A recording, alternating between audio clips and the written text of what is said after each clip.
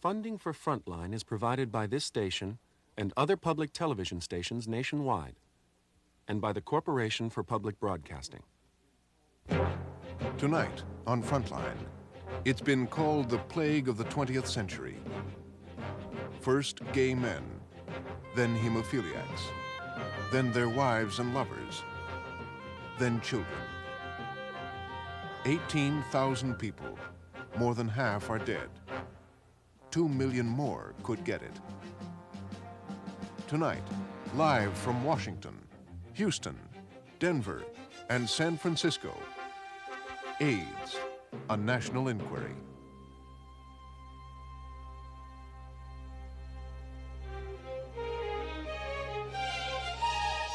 From the network of public television stations, a presentation of KCTS Seattle, WNET New York, WPBT Miami, WTVS Detroit, and WGBH Boston. This is Frontline with Judy Woodruff. Good evening. This is a special 2-hour edition of Frontline. Here at the National Library of Medicine, we have gathered a panel of distinguished guests. Professor Charles Nesson of the Harvard Law School will lead a discussion here this evening. We are linked by satellite to 3 cities. Houston, where a city is divided by the story we will see tonight. San Francisco, the city that knows most painfully the tragedy of AIDS. And Denver, a city which has fashioned its own response to an epidemic. In about 10 minutes, we will show you a documentary film about a person with AIDS. It is an unusual and unique story about one man's tragic journey across the United States.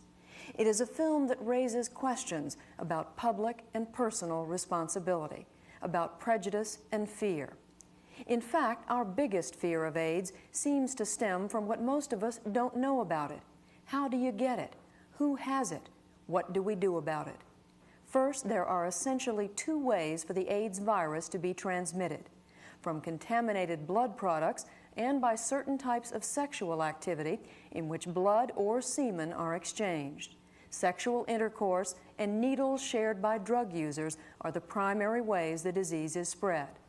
Second, you should know that now 10,000 people have died from AIDS. Another 8,000 people are dying from the disease. Over 150,000 people have ARC, AIDS-related complex. They have some of the symptoms. They are not well. And finally, between 1 and 2 million people are believed to have AIDS antibodies in their bloodstreams. That would mean in order to have an antibody, they must have had or still have the AIDS virus. But they have no symptoms. They otherwise feel well. Most don't know that they may be carriers. The important concept to understand is that every year a large percentage of the people in each of those groups moves into the group above. That means in the next year, the death toll will have risen from 10,000 to almost 15,000 people. A total of as many as 30,000 will have had AIDS. 250,000 may have ARC, and over 2 to 3 million will be carrying the antibody and probably the virus. That is the scale of this epidemic. And who does it affect? 3% are hemophiliacs and blood transfusion patients. 8% are heterosexual men and women and children. 17% are intravenous drug users. And 72% are gay and bisexual men. In fact, it is the gay community devastated by this disease that knows the most about AIDS. And clearly, it is from the gay community that we have to learn how to respond to it, what human and political resources we need to deal with it. Diego Lopez is the Director of Clinical Services for the Gay Men's Health Crisis in New York City. He's a clinical social worker and a psychotherapist in private practice. Since 1981, he has counseled hundreds of people with the disease, their families, their friends, and lovers. Professor Charles Nesson will begin our discussion tonight here at the National Institute of Health. Mr. Lopez, tell us your story. Well, I was just recently diagnosed with AIDS less than a month ago, and it's turned my life upside down. And this, I must say that I'm someone who knows a lot about negotiating with systems, about this disease, about what it does to people, and I wasn't ready. I wasn't prepared sufficiently to deal with the anxiety, the emotional stress, the stress to my family and my life partner, the difficulties with telling them myself, and they're hearing from me and from my own lips that I had Kaposi sarcoma. The difficulty in observing the pain in their faces and in their reactions was also paramount in the manner in which I kind of dealt with people. It was very important to me, and it became very important to me that people hear it from me. The people that meant a lot in my life ought to hear what's happening regarding my health from my own lips and not from hearsay or word of mouth. As a result, I've been able to gather a lot of support from my family and my friends.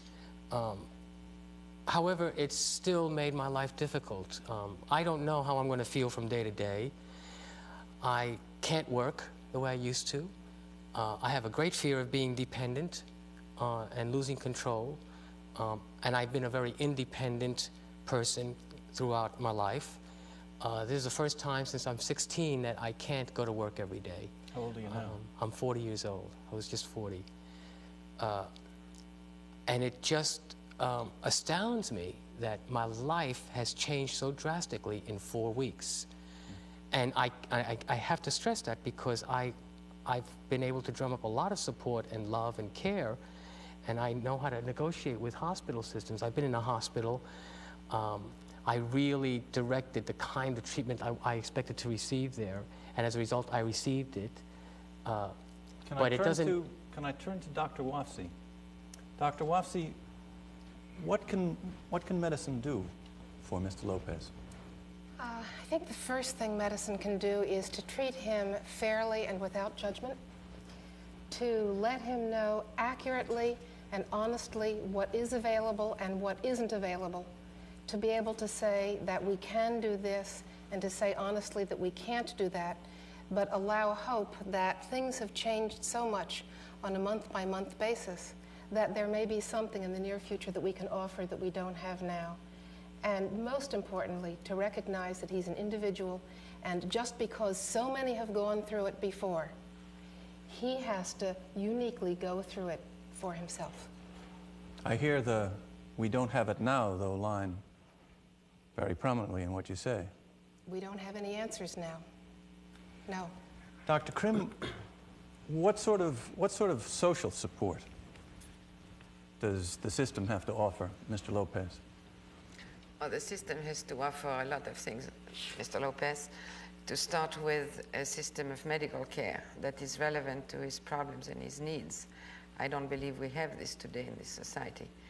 We have acute care hospitals. We don't have hospitals who can, or institutions who can take care of patients over the long run, of patients who are not necessarily acutely ill for long periods of time, but nevertheless need medical follow-up, sometimes on very short notice, need supportive services, legal advice, economic help very often, and so forth. Mr. Lopez, who has been your support in this? What support have you had? My family.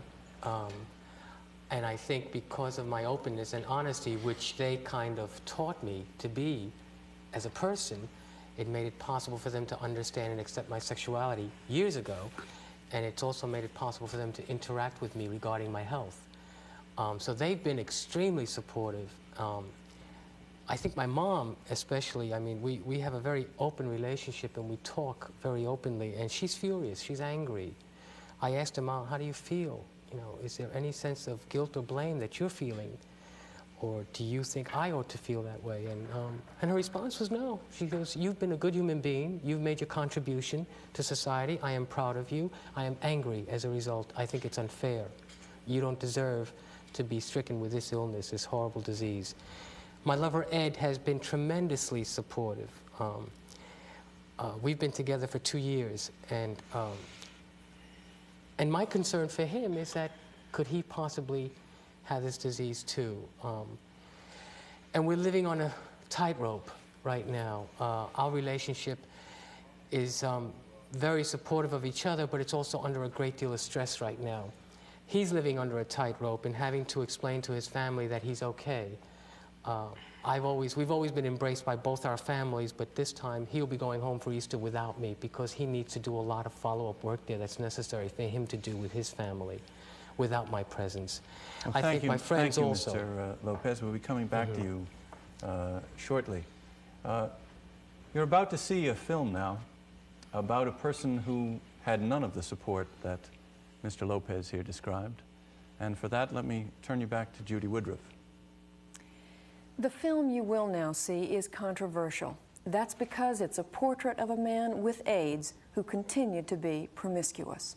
In San Francisco and other cities, the organized gay community is protesting the film because they say that it is unfair to persons with AIDS. They believe that the general population will be unduly alarmed by this story and conclude that this man's behavior is the rule rather than the exception. Last July, we started looking at the ways AIDS was beginning to test our society. The implications were startling. Schools, health care, fundamental concepts of individual rights and civil liberties, trust in our leaders and in the experts, all these seemed at risk. We traveled across the country to find examples of those new problems and began filming several stories. But one of them emerged as something unique. It is the story of one man and how he tested people and institutions wherever he went. His is not the typical story of a person with AIDS, and in our view, the choices he made about how to live his life are rare. But Fabian Calvin Bridges was a real person who tried the limits of our system and raised questions for which we must find answers. This is Fabian's story, and I must warn you, it contains graphic descriptions of sexual behavior.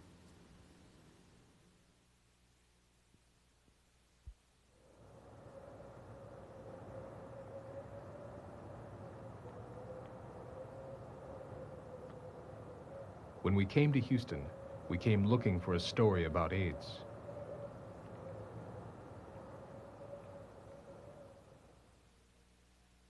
We found a city like many others, a healthcare system overwhelmed, bewildered doctors and frightened patients.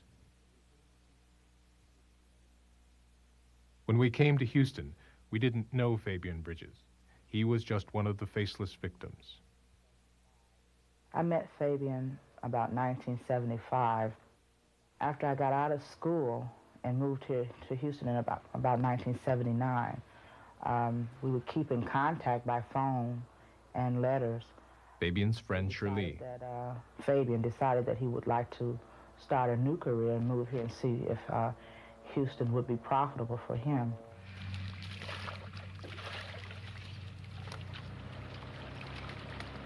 Fabian had several jobs after he arrived in Houston, and in 1982, he signed on with a Harris County flood control crew like this one.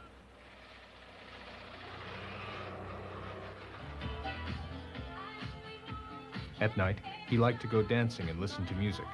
He spent time in the nightclubs and gay bars in Houston's Montrose district. Fabian was 29 years old.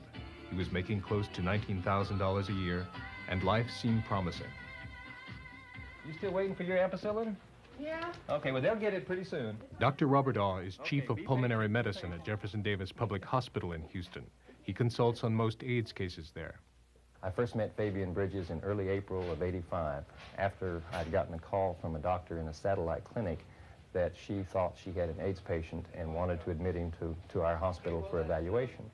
He came over here and had many AIDS-related infections, did indeed have AIDS, and was diagnosed here 3 or 4 days after his arrival as having AIDS. He was very, very sick. He had very high fevers. He had persistent diarrhea. When I went to Texas, they told me exactly what condition my son was in and how long, you know, they expect for him to live and everything. And for me to try to make arrangements for his funeral, you know, because he wasn't going to live long. But Fabian wasn't ready to die. Like many AIDS patients, his condition improved. In July, after 3 months at Jefferson Davis, Fabian was no longer sick enough to stay. He'd lost his job, had no money, and there was nowhere for him to live outside the hospital. Well, Fabian was ready to go home, and we met several times in discharge planning conferences to decide what would be the best, and Fabian's desire was to go back to his family in the north. And so we paid for a one-way plane ticket for him to go back there. The doctors had done what they could. The hospital gave Fabian $100 and sent him to his sisters in Indianapolis. We just didn't know enough about the disease, and we knew that when you had it, you would die, and that certain aspects of it, it was contagious. Ooh, excuse me. Fabian's two sisters learned what they could about the disease, but with all the uncertainty surrounding AIDS, the family was afraid. We weren't sure of how you can contact it. You know, we heard only sexual contact, but now we're hearing other things like saliva or whatever. And we just didn't know and didn't want to take a chance. I just couldn't have Calvin in the household with this little brat here running around. You know, he's a terror around the house. He's in everything. Personal belongings. He even plays in the toilet, you know. And with Calvin using the personal things around the house, he would pick them up. You know, he wouldn't know any difference. He doesn't know what AIDS is. He doesn't know what homosexuality is. He's innocent. And I did not want to expose him to that, and I wouldn't. And I remember him calling one night asking, could he come over and stay, you know, and he was crying, you know, and I remember him saying to her, can I come over, do you have a sleeping bag? Can I sleep in your backyard? I think he had a basic need of wanting and needing to be around his family, and I think everybody realized that, you know, and felt that. And I think that hurt. It hurt me. You know, it hurt me to say no.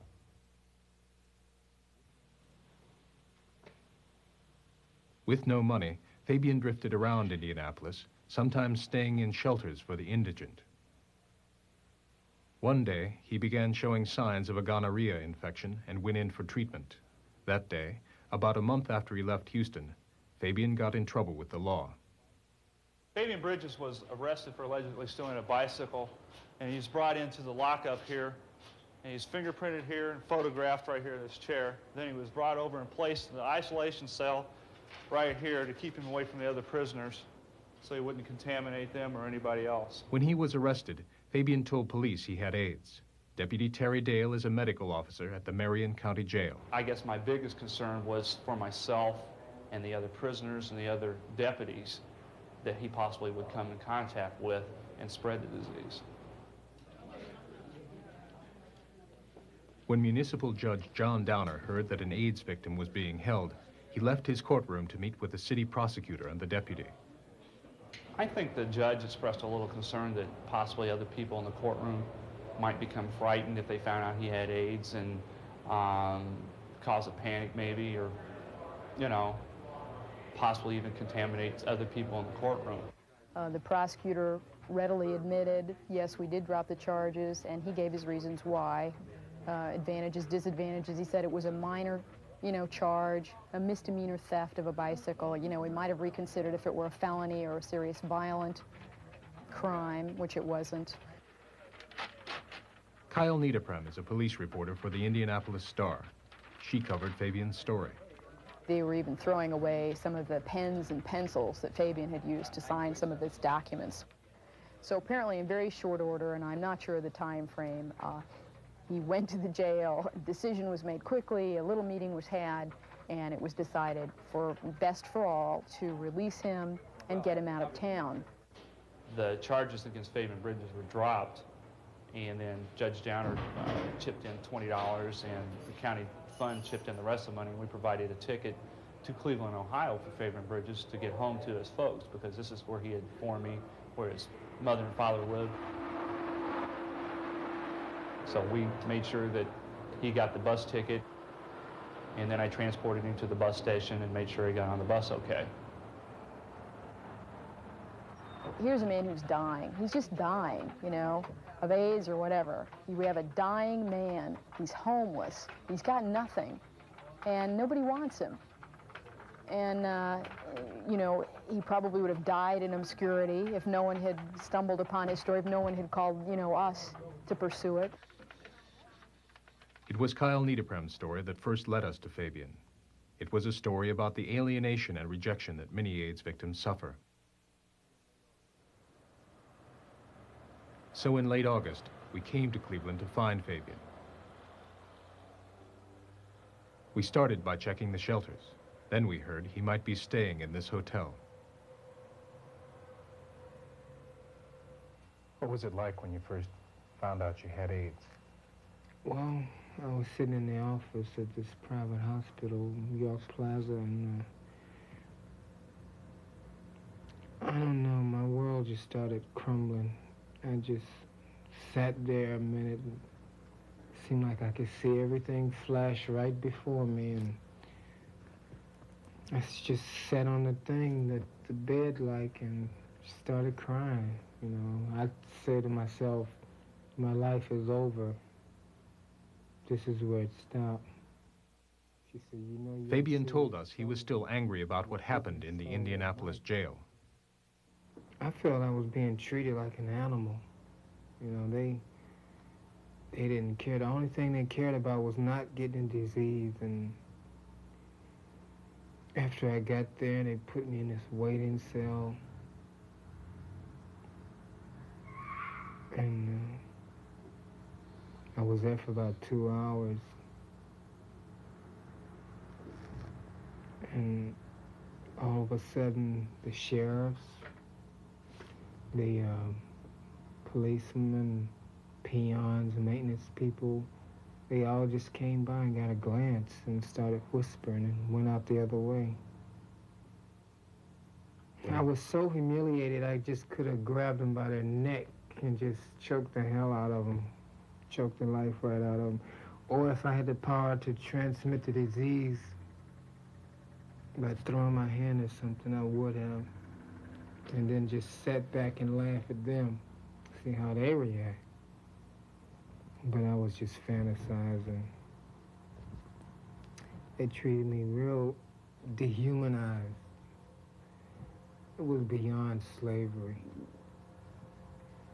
When the damn thing I could do, I just, after all that, I turned around in the cell and just hit my head against the corner and just started crying. We spent several days with Fabian, and he agreed to let us tell his story. Fabian told us that when he first arrived in Cleveland, he called his mother from the bus station. He called her again while we were with him. Oh, can you possibly come pick me up? Why not? George. Fabian's stepfather would not let him stay at his mother's house. Can I come over? Well, where am I gonna stay? You want me to stay in the street?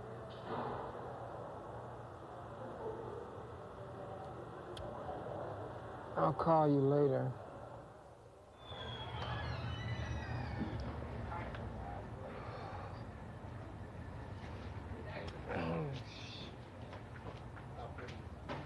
Fabian went to the Red Cross for help. They couldn't find a shelter that would take a person with AIDS, so they paid for the hotel room where we found him.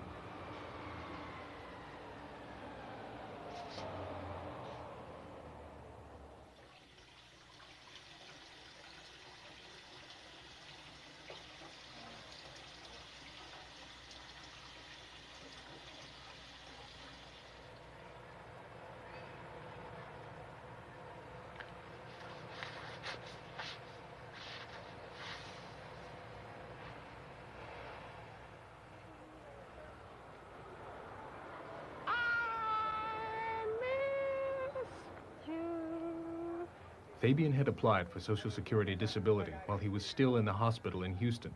And now, 2 months later, he was still waiting for his first check.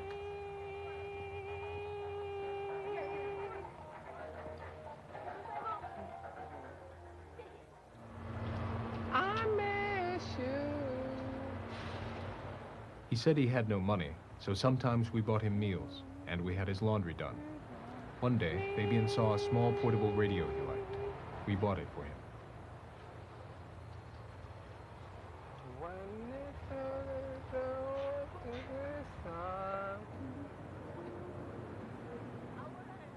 Fabian hung out on the streets and said he made friends there. He spent time in adult bookstores and movie houses, and he admitted it was a way he helped support himself. I was in this hot peep show down here on 4th Street. They just come and go. You pick, you know. Sometimes I do it for money, especially when I ain't got any. I did it for money yesterday. Made $5. After Fabian said this, we questioned him more closely about his sex life. Fabian told us that sometimes he had sex for money, other times for affection. He told us a disturbing story of what had happened a few nights before. So we got to here. I told him to be very quiet. We were walking in. You know, I told the people at the desk that I don't bring rowdy people in, which I don't. So we got in, came upstairs. I had a couple of pops, great pops up here. I asked him if he wanted something to drink. I also had some gin that I downed real quick. And I had a half a square, smoked that. And we started intimately having sex. I worked on him first because he had on these sexy parachute pants, black. And then we cut the lights down low and cut the music down low. And I told him he can get comfortable, you know. What I liked about him was he's very affectionate.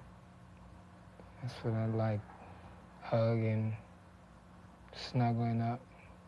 Did you kiss? No kissing. Wanted to. What happened? After that, we just laid here. It wasn't no quick bam, thank you, ma'am. It was, I like to take my time and let the moment stretch out. And I tried to convince him to spend the night, but he had to go to work. He had to be up at 6. By that time, I was about 3 or 4. So he got up and cleaned up. After I came, or did I come, came inside him, accident. Because the minute I was pulling it out, it was coming out. And I cleaned him up, cleaned each other up. He got dressed and we exchanged phone numbers. He called me the other night. Does he know you have AIDS? Do you worry about him? He seems pretty healthy. Fabian's story had suddenly changed. He was no longer just a victim.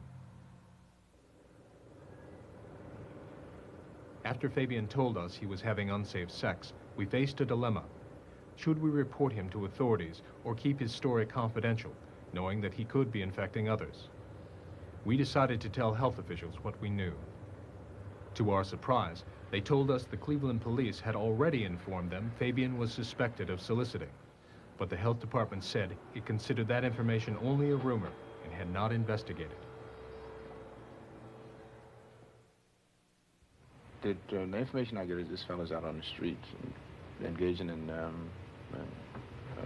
sex acts and everything? Someone who did act on our information was George Forbes, president of the Cleveland City Council.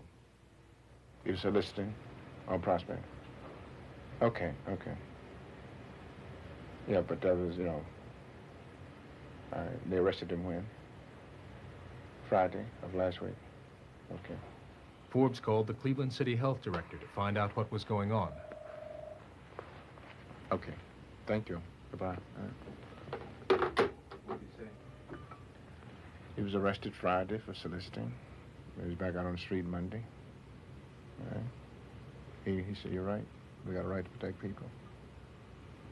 What are you going to do? I don't know. That's what I'm saying. It came yesterday, and she now withholding it. She done stuck it in a bank without my consent, and I'm gonna call the cops on her. By this time, Fabian's disability check had finally come to his mother's house. It covered several months and amounted to about $1,800. I taken it and tried to make arrangements for my son's funeral. I did what they told me to do in Texas, you know. I thought I was doing what was right. Because I asked my daughter what she thought about it. She said, oh, Mama said, I think that's wonderful, you know. Because the doctor said he wasn't going to live long, you know what I mean? And she said, because if anything should happen, said, we wouldn't have any money to bury him. I said, Mama, I think it's so beautiful. And then I called my mother and asked her, and she said the same thing. She said, yeah, I was worried about it. She said, baby, go ahead and do it. And that's what I did. Fabian's mother had invested the Social Security money in a funeral for him. When Fabian found out, he demanded she get it back. All these $100 bills. He said, you know you're going to die. There is no check. And he said he didn't care how they put him away, but, you know, he figured that the city could bury him. All he wanted was his money.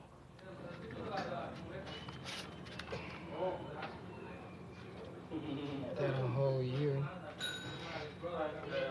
Yeah, thank you. Was I sure? You're most welcome.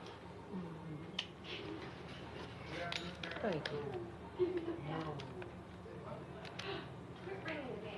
I don't need to count it.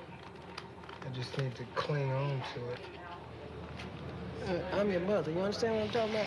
If you don't trust your mother, who can you trust? That's true. But you don't even trust me.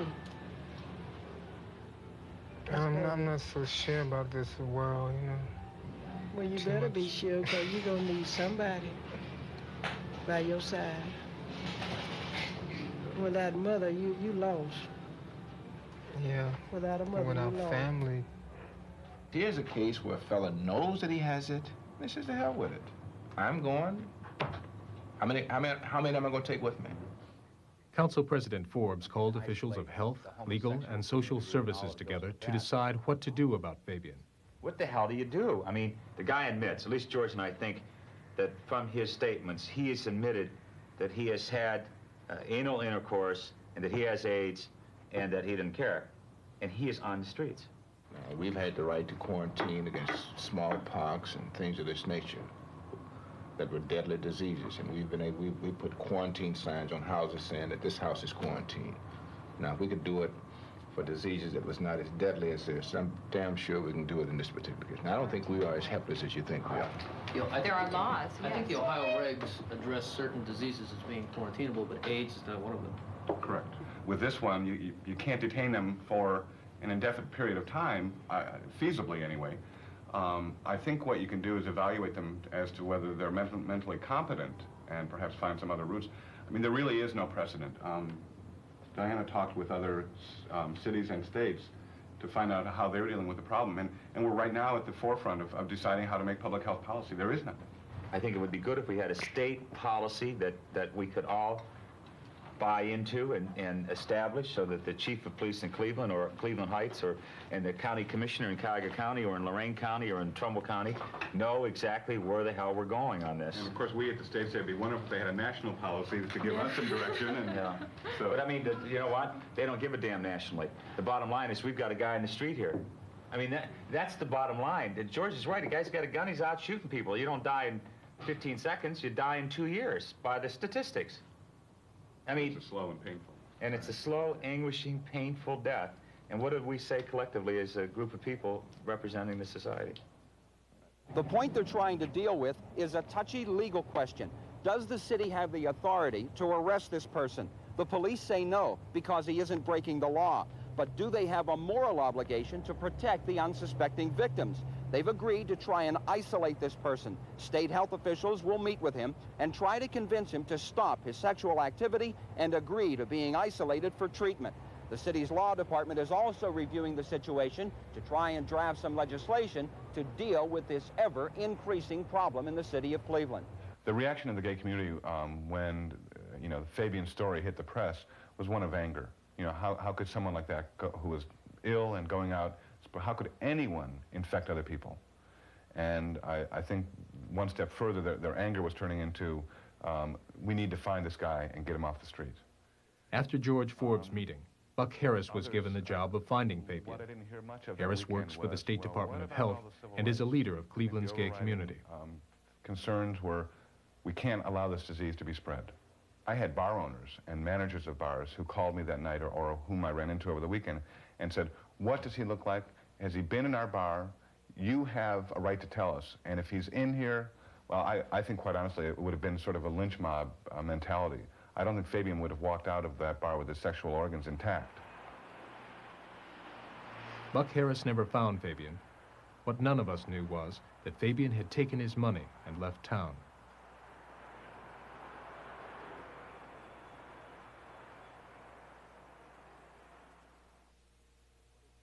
Fabian had disappeared, but what had happened to him was becoming widely known.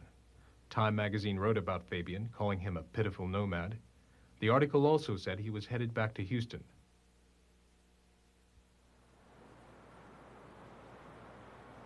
Three weeks later, in late September, we received a call. It was Fabian. When we met him in Houston, Fabian told us he'd been hanging out in bars and living in bathhouses. When I got here, knowing me, I just let everything go. Making all my rounds and seeing who I haven't seen, going where I haven't gone, and doing what I haven't did.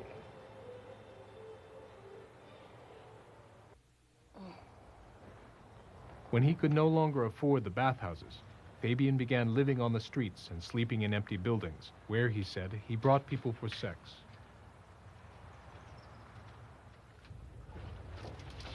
Fabian told us he was broke again. He'd spent his Social Security money trying to pay off an old debt and had squandered the rest. He took us to an abandoned house where he'd left some clothes. Ooh, it's just a mouse. Because Fabian didn't know where he was going to sleep, we gave him $15 a night for 3 nights to buy a cheap hotel room. We gave him the money on the condition that he not practice unsafe sex and that he stay away from the bathhouses. Fabian also told us he was planning to see his doctor. Well, Fabian, how are you? Welcome back to Houston. Yeah. You've been traveling all over the country. Yeah. Have a seat. Making Time magazine. How have you been feeling? Fine. Have you really? Not having any trouble with shortness of breath? No. Okay. Have you noticed any blue bumps or brown bumps on your skin anywhere? No. Just insect bites and stuff like that. Let me be sure those are insect bites. I have one on my leg, right? Sort of purple. Okay, but none of these are capuchins. Yeah, one of the things AIDS patients get is a skin tumor called capuchins, but you don't have that. That's not important. Where are you staying now? Here, there, and everywhere. Yeah, that's one of the problems. That's why you made Time magazine. You have got to find a place to stay and settle there. You know, you can't be freaking out public health departments all over the whole United States. Let me just look in your mouth a second.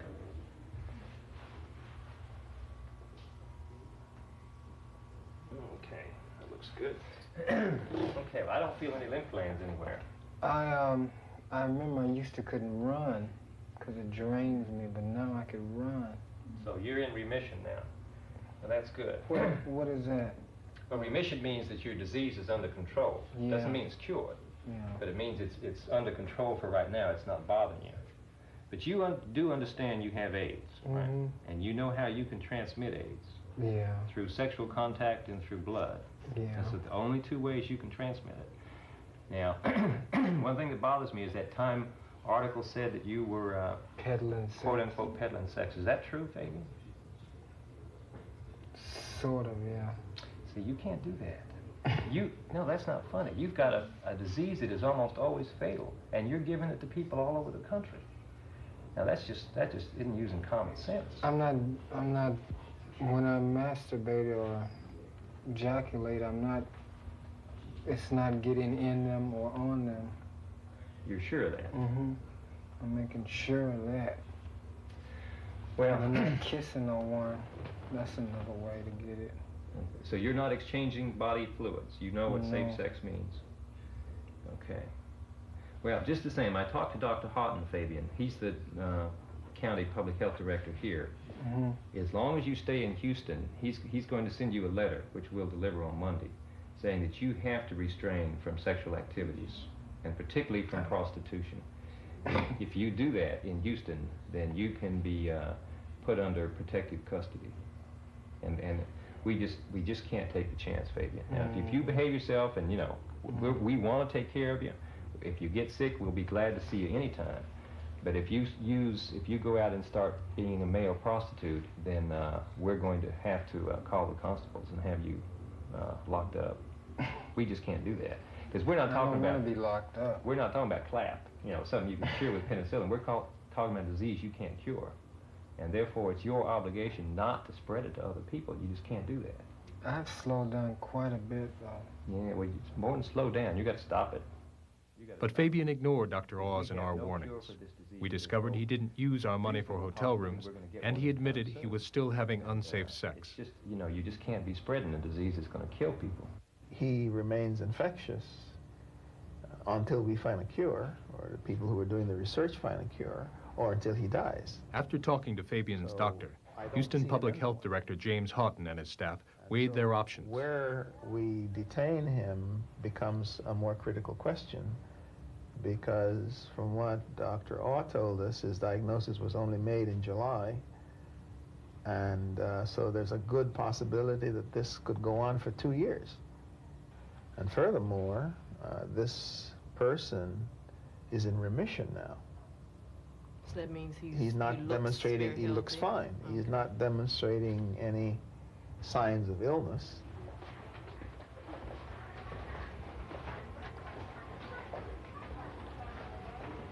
That was my bed right there. I had a nice view. I raised all kind of hell in here. I wanted... Ooh, he's in terrible shape. Yeah. Some of these people scare me.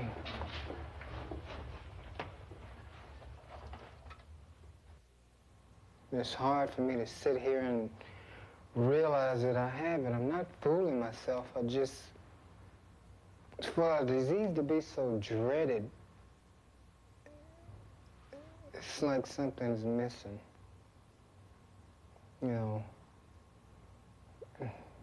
Those patients we saw the other day in Jeff Davis, and that's what I expect, to be laying there, short of breath and about ready to go.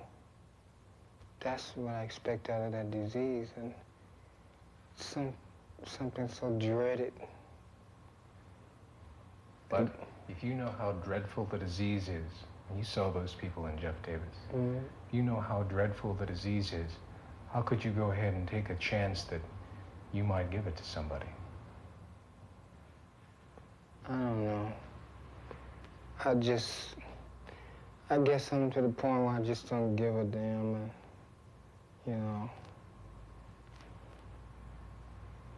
I really don't. You have to make the determination on medical grounds whether or not having sex with someone who has a documented case of AIDS presents any greater public health risk. Then you may as well go ahead. If it doesn't present any greater public health risk, you may as well leave something in like that. Dr. Houghton's solution was to deliver a carefully worded letter to Fabian, which essentially ordered him not to have sex. Change it that way, but I think that one's going to cause more trouble than we'll be able to handle. What does that letter say, essentially? Read it. What's your understanding of it? Stop having sex with me.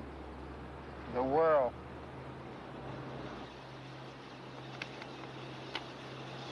Is that going to be easy for you? Very hard. I'm gonna try.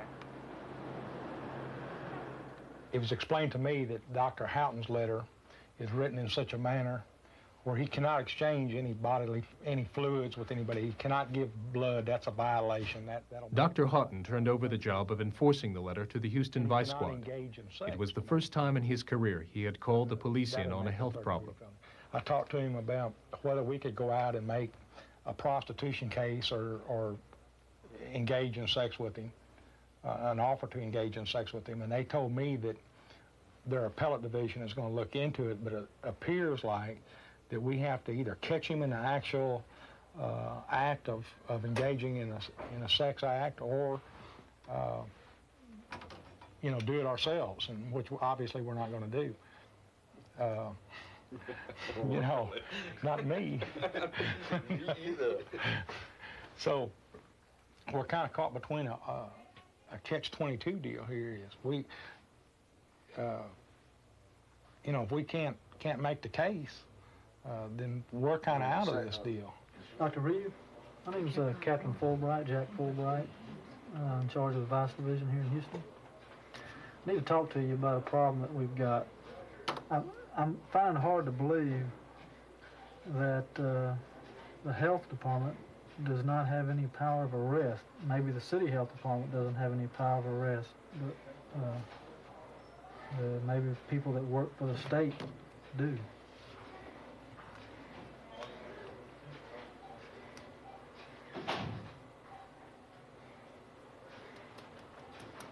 Yeah, yeah.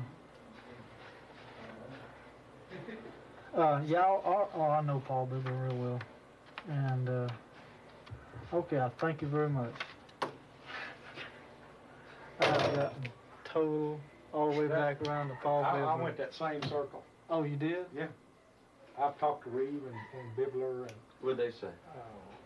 Well, I don't know. Reeve said to talk to Bibler. And Bibler will tell you to talk to Bush. And talk to who? Ted Bush, over in the DA's office. Well, hell, they don't know anything. But apparently this is what you're talking about. They've already notified them. They've already notified him. So they consider they've done their job? Well, that's what I'm assuming, that they want us to on-view him having sex with somebody. On-view him having sex with somebody. No way. Well, if you locate him and you watch him start doing things with people, you know, you're going to have to, you know, in good conscience, you're going to have to stop him from going off with somebody, and you have no grounds to do that. You go looking for me, and you see him, and he gets picked up by that guy, and they take off. You know damn good and well what they're fixing to do. And I'm not, you know. So what are you gonna do then? You've opened yourself up to just one hell of some litigation by The guy somebody. just getting in a car with somebody, he ain't violating the law. Yeah, well, maybe legally you haven't done anything wrong, but morally you got that obligation, and this department's going to get burnt real big Just for think it. how many people cruise around the bus station. They're gonna go, I remember that guy, and they let me do that. Buddy, if you don't think your butt's not in a frying pan, you're wrong. We can get out there, the four of us can get out there, and hopefully he'll hit on one of us. Yeah, he may hit on one of us. He may not. You know, he may not. We can get him to hit on one of us, go ahead and make our regular old prostitution case, put him on ice for a little bit. Y'all out of the car yet? He's stopping right now and letting me out. We're down here by the fire. Okay, I'm at Main and Franklin. I'm gonna get out and check that one black gay bar before I hit the show.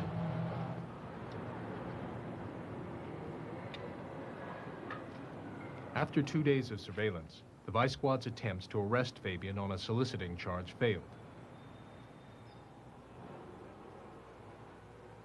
Frustrated, the police began looking for other solutions. They called an old political adversary, gay activist Ray Hill. Because my name was the only one that they thought of, and they called me, and then of course I immediately, like virtually everybody else in this story, said, this is not my problem, let's give it to somebody else. I called KSH Foundation and gave them the rundown while I was still waiting for directions to get one of them to go get him instead of me, because I really ought not to be messing in those people's business. They're the professionals. But the person I talked to wasn't really interested in doing anything, and I figured that by the time he decided to do something, I didn't have that much time to wait. So I decided to go ahead and take the responsibility on myself. What did the person at the AIDS Foundation say to you? We don't want to get involved. There's too much media on this already. And what was your reaction to that? Screw you. I'll find some help somewhere.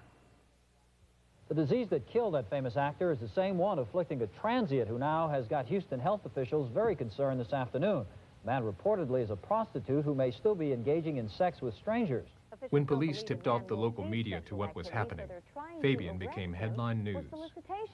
There are some late developments in this case just this afternoon. Jamie O'Rourke live right now from the Montrose area. Jamie, what's happening? Right, Shara and Bob, it looks like police have changed their tactics just a little bit right now. That fellow that we're talking about is Fabian Bridges. He's 30 years old, and presently he's right across the street at Charlie's Coffee Shop. We're in the Montrose area. He's at Charlie's Coffee Shop talking to gay political activist Ray Hill, counseling with him right now. Channel 13 Eyewitness News has the only pictures of Fabian Bridges, and we should look at those now. Those were taken just a short while ago as Ray Hill succeeded in contacting Fabian Bridges and got him to get into Hill's car, and they drove over here to Charlie's Coffee Shop where Hill is now counseling with Bridges. Health department essentially had dumped onto the vice squad their problem because they didn't know what to do. And the whole thing was a circus of people trying to find solution to a problem they didn't understand in an environment in which they could not possibly have solved the problem. So all the official efforts were farces and failures. It would never have occurred to me to turn to the gay community for help in resolving this problem. They came forward and offered to take him under control and to keep him off the streets and to befriend him and to provide for him. That was a resource that would not have occurred to me to look to. This was 30-year-old Fabian Bridges as he voluntarily checked himself into the psychiatric ward of Ben Taub Hospital yesterday. As media attention intensified, authorities gave Fabian a choice: check into a hospital for psychiatric evaluation or be jailed on a loitering charge. Enforcement and health officials were constantly tailing the sick man. Fabian chose the hospital, but 2 days later, he demanded to be released. The man police say is a prostitute suspected of spreading AIDS is reportedly back on the streets again tonight. Around 5 this afternoon, a Houston Vice officer announced that Fabian Bridges, an alleged male prostitute with AIDS, had been released from Ben Taub's mental ward. Bridges has been released to the custody of gay activist Ray Hill, but Dr. James Houghton of the Health Department has requested continued police surveillance of Bridges. We're going to be monitoring his progress. Why are you going to be monitoring? Just more or less for the safety and health and some of the citizens of Houston. Hill says Bridges will be seeing a psychiatrist and staying with friends in the gay community. The AIDS Foundation finally came through for Fabian. A lawyer on its board of directors took him into his home. We lost touch with Fabian after that. The gay community was protecting him from the local press and from us. But his story would continue to have an effect on events to come. No street person in Houston has made an impact on our city like Fabian Bridges, and it's one that's going to be felt from City Hall to Austin for a long time. This case does open up a brand new set of ethical questions for society to answer. Prompted City Health Director Dr. James Houghton to propose a national first, a plan to quarantine all AIDS patients like Fabian who won't stop having sex. Fabian was safe now, living in the home of a friend, away from the controversy surrounding him. We remembered something he'd said to us earlier in Cleveland. Let me go down in history as being, I am somebody, you know, somebody that'll be respected, somebody who's appreciated, and somebody who can be related to.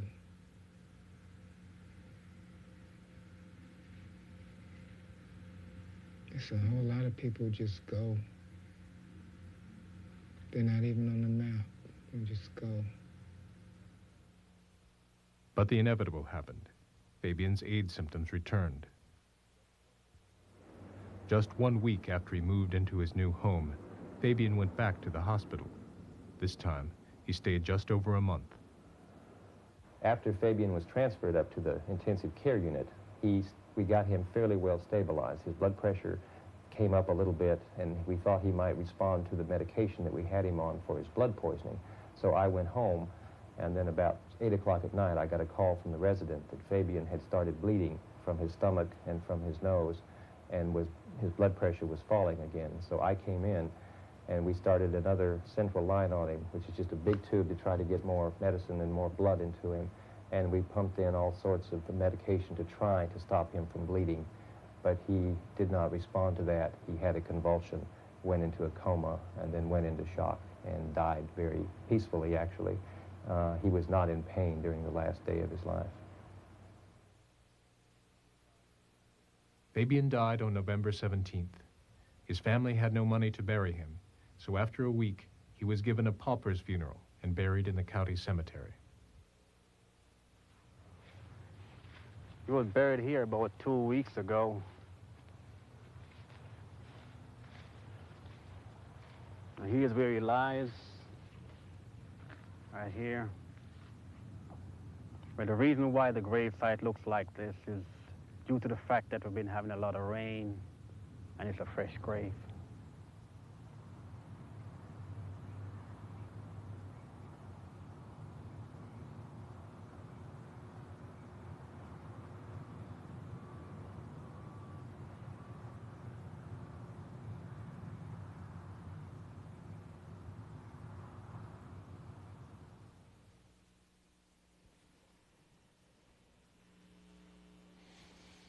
Mr. Lopez, as a person with AIDS yourself, you must have a reaction to Fabian's story. I do. I really see this as a real victimization of this person by all institutions that failed him. I see the medical field failed him, the hospitals failed him, the section on talking what the hospital told the parents and the family members, where were the patient advocates, where were the social workers? The legal system failed him. The church, where they could have come in and done some negotiating and some educating, some compassion, honest caring with that family and their pain, and this person failed him. I think basically the medical field treated him extremely racist, and as a child, I think he was failed by psychiatry for the apparent beginning of dementia that set forth for this man to think that he would go down in history as a hero. I think the lack of education, information to all, and then the issue of homophobia throughout was obvious. Homophobia. What is homophobia? I mean, the fear of homosexuals, the inability of people who are not gay not to understand what it means to be gay. You know, gay is not just what people do sexually. All right. You could certainly see fear of Fabian in the film. Absolutely, and I think that's a manifestation of people's difficulty in dealing with the issue of sexuality and difference and change. And it's also, I think it's not an accident that he's black, he's gay, and he's ill. Dr. Silverman, this film has created controversy. Why? I think it's created controversy because it has painted a picture and stated as reality what is really an aberration. Not that this man didn't do what he did, and it's reprehensible, and I don't think anyone gay or straight would disagree with that. I think it demonstrates an exploitation by the media, following him around, not providing the needed services that he should have had. You think the media should have provided the services? I don't think it's the role of the media, but since he was the star of the program that we've just seen, and the people in the media who were filming this knew the acts he was engaging in and gave him $15 and a radio and these sorts of things, rather than either providing enough money so that kind of activity shouldn't take place, or make sure that he was placed with gay associations, that he was given into a setting that would protect him and society. Instead, it was a hot story. And it is. It's a very heavy tape that we've just seen. So what's the risk? What's the risk? harm? The harm? The harm. The harm, I feel, is that a lot of people in the public are going to see this as a stereotype of the gay male in America. In San Francisco, as one example, there has been a behavioral change unparalleled in the history of medicine. Over a 90% reduction in sexually transmitted diseases amongst the gay population. I don't know anything in the history of medicine, any group, that has changed such a basic behavior as this. Yet, that won't get on here. That'll be something I've said, something that is very transient and gone. The image of this man doing what he did, demented as he was, is going to stay in people's minds, and that's the fear that I have. And stay in people's minds because of the pictures as opposed to the words. That's right. I think pictures carry a great deal more strength than the words that are be uttered here today. Mr. Bayer, can you put this film in context for us? Yeah, I think that what it really demonstrates for us is how even in a situation where in principle we agree that a man's behavior is putting others at risk, how difficult it is to implement social policies that can be effective, that can be humane, and that can protect the public. After all, the police department, the public health department, all were struggling with this issue. What kind of surveillance do you need? What kind of interventions do you need to know whether or not someone is exchanging bodily fluids in the context of sex? I think it raises for us, in a very critical way, the limitations of strong public health interventions of a restrictive kind in trying to deal with a disease like AIDS. Dr. Silverman, your comment indicates that you feel this is an aberrational example. Yes. Because Fabian knew that he had AIDS and was willingly transmitting it nonetheless. Yes, and that's what's aberrational. Well, no. Yes, that's what's aberrational. The harm I feel is that a lot of people in the public are going to see this as a stereotype of the gay male in America. In San Francisco, as one example, there has been a behavioral change unparalleled in the history of medicine. Over a 90% reduction in sexually transmitted diseases amongst the gay population. I don't know anything in the history of medicine, any group, that has changed such a basic behavior as this. Yet, that won't get on here. That'll be something I've said, something that is very transient and gone. The image of this man doing what he did, demented as he was, is going to stay in people's minds, and that's the fear that I have. And stay in people's minds because of the pictures as opposed to the words. That's right. I think pictures carry a great deal more strength than the words that are be uttered here today. Mr. Bayer, can you put this film in context for us? Yeah, I think that what it really demonstrates for us is how even in a situation where in principle we agree that a man's behavior is putting others at risk, how difficult it is to implement social policies that can be effective, that can be humane, and that can protect the public. After all, the police department, the public health department, all were struggling with this issue. What kind of surveillance do you need? What kind of interventions do you need to know whether or not someone is exchanging bodily fluids in the context of sex? I think it raises for us, in a very critical way, the limitations of strong public health interventions of a restrictive kind in trying to deal with a disease like AIDS. Dr. Silverman, your comment indicates that you feel this is an aberrational example.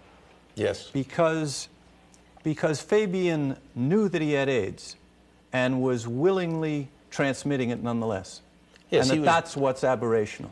Well, no. Yes, that's what's aberrational. He was demented, and what he did is not what most people are doing, or almost no people. What is reality is the lack of services that were available. I mean, everyone failed him, as Diego has said. I disagree with Ron. I think in an individual case, there are actions you can take. And I don't think anyone today in public health would ignore what was going on, nor would they pass it off. I think we would take decisive action in the individual case. This man needed psychiatric care. The first thing that should have been done, instead of the last, was to be seen by a psychiatrist. All right, now what would have happened had Fabian been in San Francisco?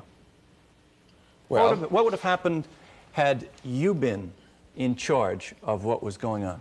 I would have had him seen by a psychiatrist. A psychiatrist because? Because the man was obviously demented.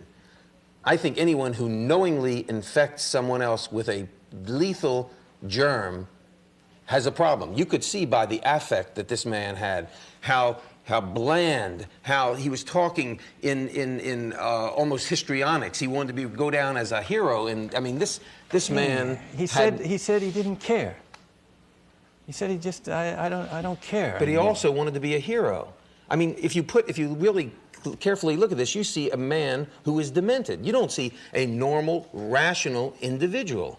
And I think he needed to be seen by psychiatrists. And if he was psychiatrically disturbed, he might have had to been, in fact, very likely would have had to have been kept in a hospital and cared for properly, getting the proper mental health care and also the proper bodily care. All right, now, what Fabian's story raises is the question of quarantine.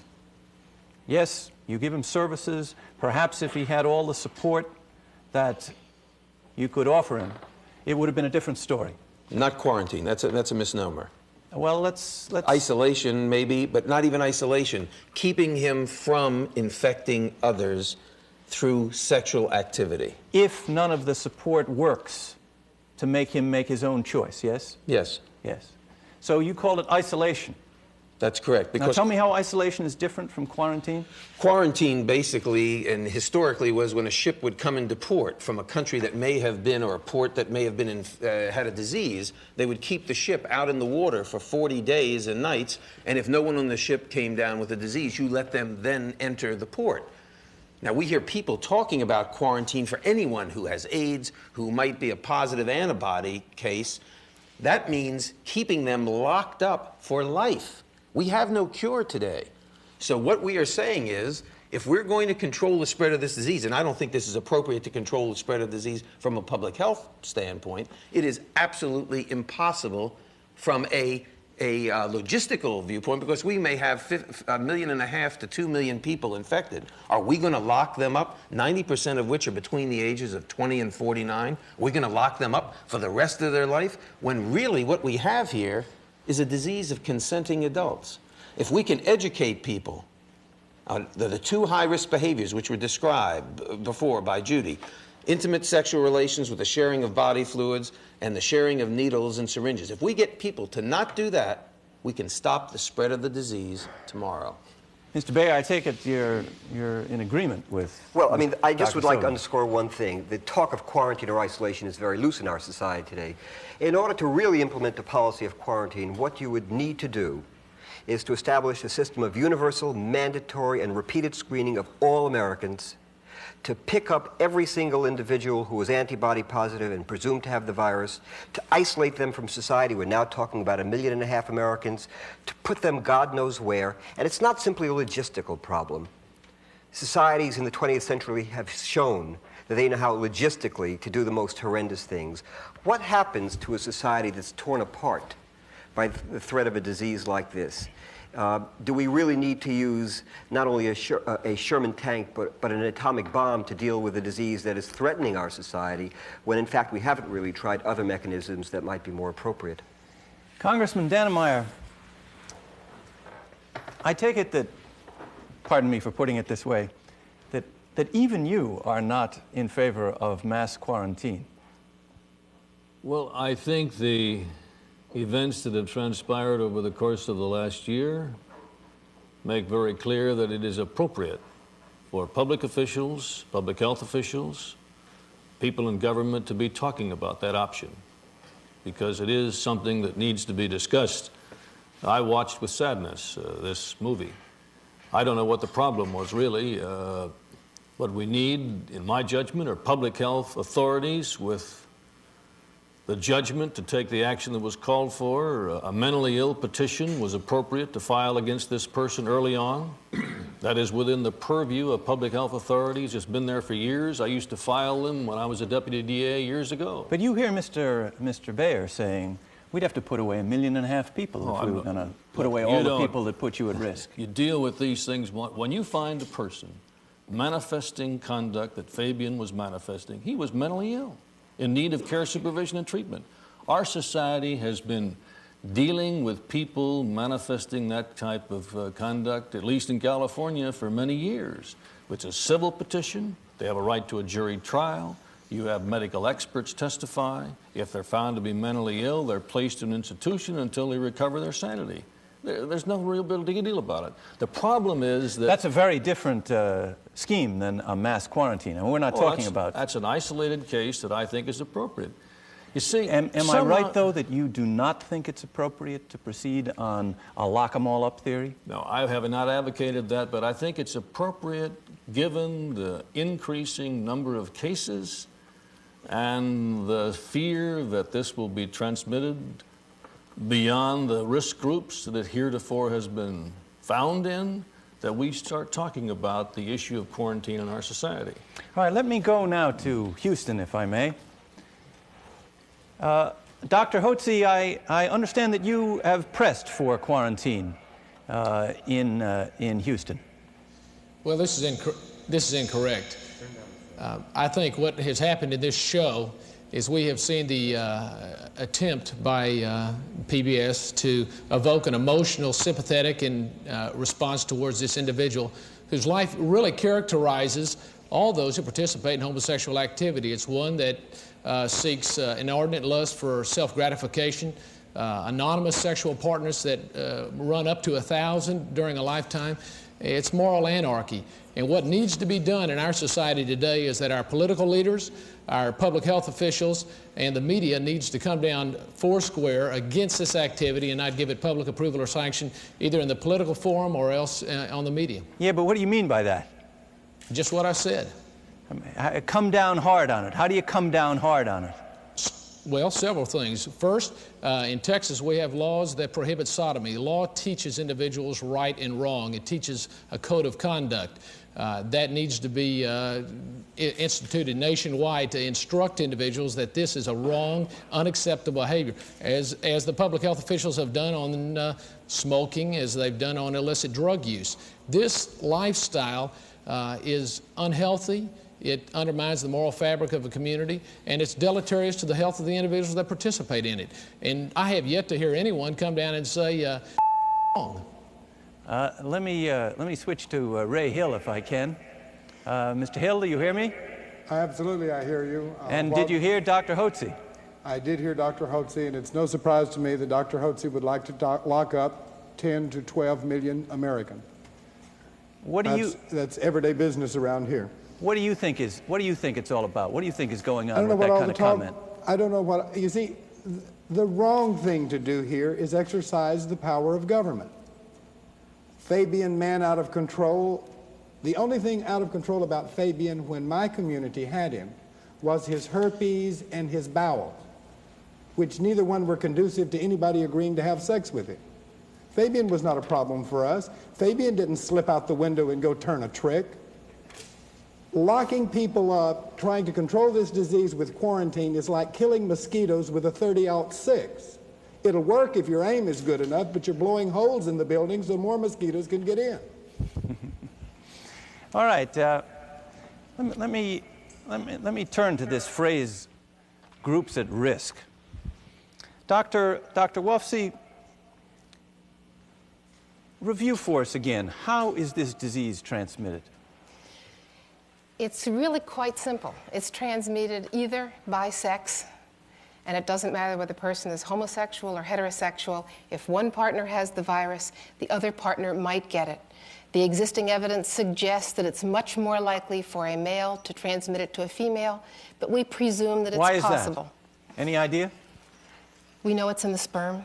We have, in the United States, the great majority of cases are in males. There are very few cases in the United States in which female-to-male transmission has been reasonably confirmed. Is that, now, I want to understand it. Is that because the disease is more easily transmitted from the active partner, the penetrating partner, than to the passive partner? Okay. Certainly in homosexual relationships, we know that the person who is inseminated is at greater risk than the person who inseminates. And in heterosexual transmission, the sperm, there is a large volume. There is the possibility of more breaks in the skin lining the female genital tract, perhaps where the virus can enter. It may enter through rectal sex, heterosexually or homosexually. From female to male, no one knows how the transmission occurs, if it occurs, but the skin is a very good barrier on the male genitals, so there'd have to be some breaks in the mucosa. We do know that the virus is found in blood, that women have blood in their vagina at certain times during the month. The virus has been found in cervical secretions, but in very, very small amounts. So the likelihood of transmission from cervical secretions per se is rather remote. At any rate... So it sounds, from the way you describe it, that this disease can be quite readily transmitted to women. Yes, very readily transmitted to women. But then perhaps more difficult for women to transmit it back to men. That's what we suspect epidemiologically, at least in the United States and in the Western Europe. Now, is the disease transmitted by oral sex? We don't know. There's really no evidence one way or another. It's hard to find a group of individuals who participate only in oral sex and have no other kind of sexual exposure. One can do it by some sorts of statistical analysis, but it would be hard to prove that a specific case of oral sex definitively transmitted the AIDS virus. Dr. Krim, is kissing a risk? Well, from what you just heard, the situation applies also to kissing. There is virus has been isolated from saliva. We have no documented cases that were transmitted through kissing. So we have to say the evidence is that there is no such transmission, but we can't exclude the possibility that it can occur through kissing because there is virus in saliva, in certain patients at least. So kissing can occur, but it has to be friendly, superficial kissing. And as to oral sex, it sounds to me as if the danger is certainly there if there's any break in the skin inside the mouth or the gums, whatever. Yeah, and same thing with kissing. It's quite possible that 99% of times kissing is not dangerous at all, but there is a possibility that somebody may have a break in the mucosa and his partner and his or her partner being infected could bleed, and if all these circumstances are realized simultaneously, there is a theoretical possibility of infection. Now, Judy Woodruff talked about needles. Yes. This is very important.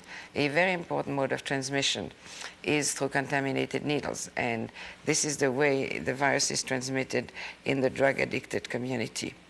Needles are very often not available to drug addicts. They have to buy them only. They must show a prescription to buy needles, so they don't have prescriptions. They have developed the habit of sharing a single needle among several people in so-called drug alleys.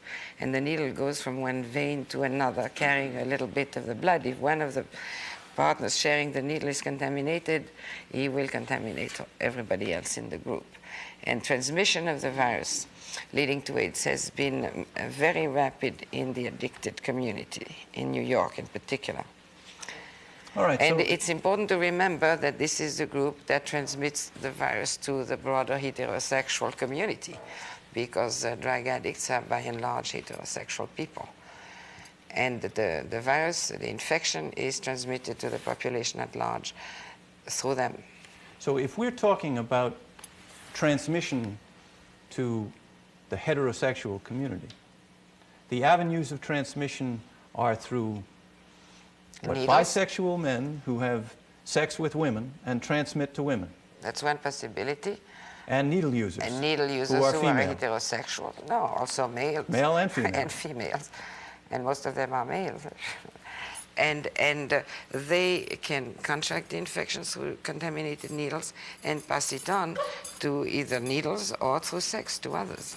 And then if the partners are females and these get infected, their children become infected. You know, there is also transmission in utero or at birth to an infant. So, Dr. Wofsy, when we talk about groups at risk, what are we talking about? What groups are we talking about? Sounds like everybody. Potentially everybody. It's always defined as homosexual males comprise the largest group, 70-some%. Another 17% are IV drug users.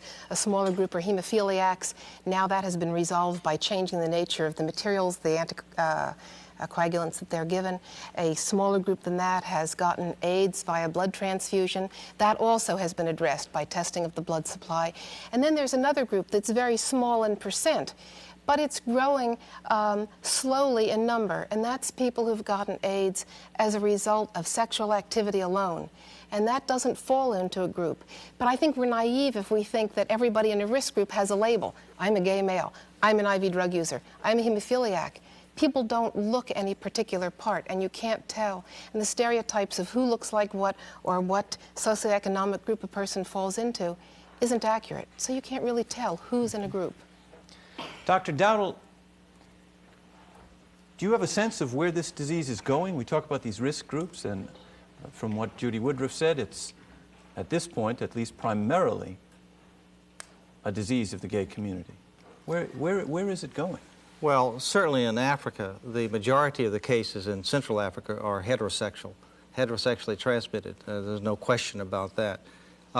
There's no doubt that heterosexual transmission will occur in this country, but the U.S. is not Africa. They're not the same practices, and it will not spread at the same rate. But there's no question that it will be very slowly spread unless precautions are taken.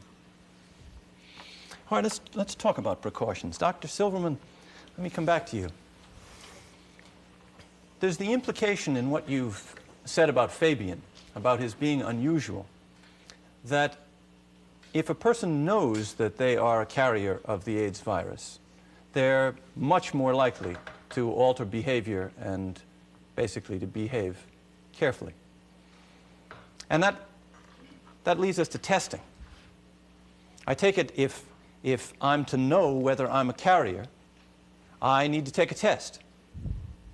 Yes? That's correct. Tell me about the test. What is the test? The test... What happens to me? Suppose a blood sample is drawn. It is tested to see whether your body has responded to an infection with the HTLV3 or LAV virus, or ARV, depending on where you are, and built antibodies to that virus.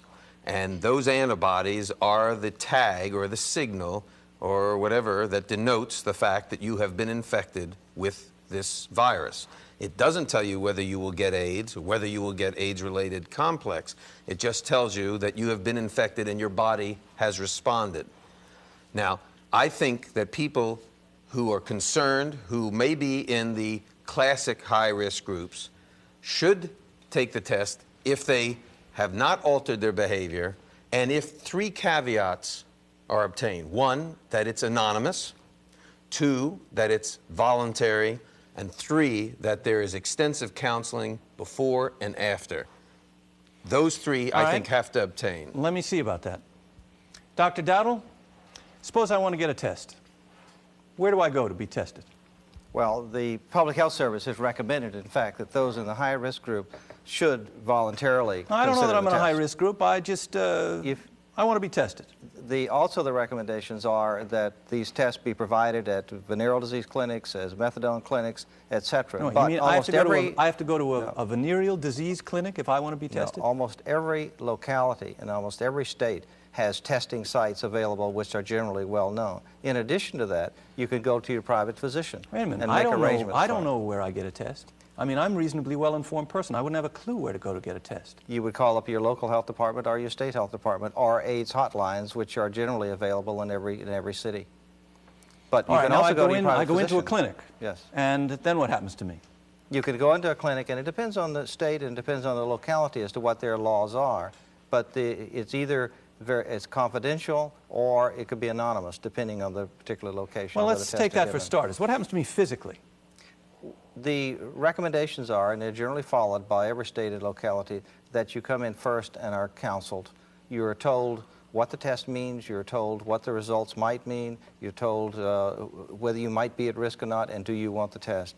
If you still want the test, you're given the test. Yeah, I want the either test. with That's your what I name came or for. without, depending on the state or the location. Is it pinprick? No, it would actually be, blood would be drawn from the arm. From the arm, just That's like... right. That's all right. correct. Yes. And then how long before I find out? Again, it depends on the location. It depends upon the demand, but it could be 2 days, 3 days, or so on. And then there could be a second test if that test is positive. How do I find out? Well, you would come, again, it depends on the location. Either you would be asked to come back at a particular time, which is generally the way in which it's done, and you would come back and you would be told that those were positive, if indeed they were positive, and they would like to do another confirmatory type of test. And that would be done, and then you would come back again and be given the information. But in each case, counseling would be done. You would not be informed by mail. Now, what do you mean counseling? Counseling, again, indicating what the test means, informing the individual what the test means, whether or not that you wish to have the test, what change in behavior that you might undergo if you indeed have a positive test or if you have a negative test. Suppose I show up positive, and I take the second test and I show up positive again. Right. How long am I going to spend in this office? In the office, it could vary, 30 minutes or so. And that's when I'm counseled? That's during the counseling period, yes, that would be correct. And what after that? Well, after that, if you have a positive test, then you're informed as to what action you might take to prevent transmitting the disease to others or the virus infection to others. Go ahead, inform me. Or how you might change your own behavior. Inform me, I want to know. The recommendations that would be given to you if you were positive, they would such things as do not avoiding sex altogether is the first way in which you can obviously avoid transmitting it. On the other hand, if that's not always likely, we recognize that, therefore the use of condoms are some protection. Do not, for example, share such things as razors or any materials where you might be sharing blood, and do not share toothbrushes and so on and so forth. So there are recommendations in this type of line. And Dr. Vernon, do I get counseling beyond that? That is there follow-up? Am I put into a program? Is there a support system that automatically takes over? In virtually every community, there's a support system that is primarily run by the gay community itself. Certainly in our state, that is the case. And but what happens if I'm not gay? Well, if you're not gay, you're going to get extensive counseling from the public health people about whatever risk factors you may have. If you're a hemophiliac, you're very likely not to be involved with public health at all, but with the medical people who are caring for you routinely.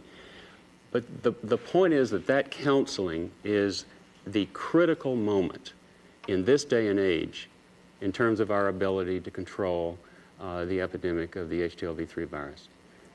Dr. Silverman, you stressed voluntary. Absolutely. As I've heard it so far, I take this test, and all it is bad news.